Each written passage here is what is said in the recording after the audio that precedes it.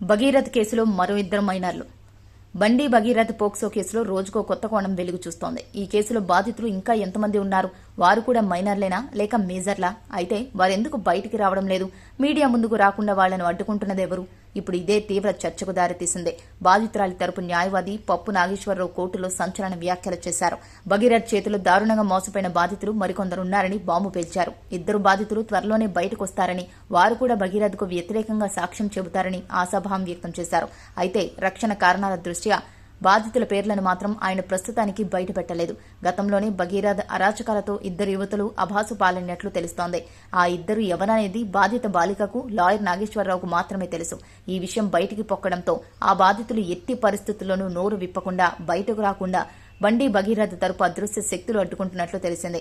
వాంగ్మూలం ఇస్తే తీవ్ర పరిణామాలు ఉంటాయంటూ పరోక్షంగా బెదిరింపులకు దిగుతున్నట్లు సమాచారం.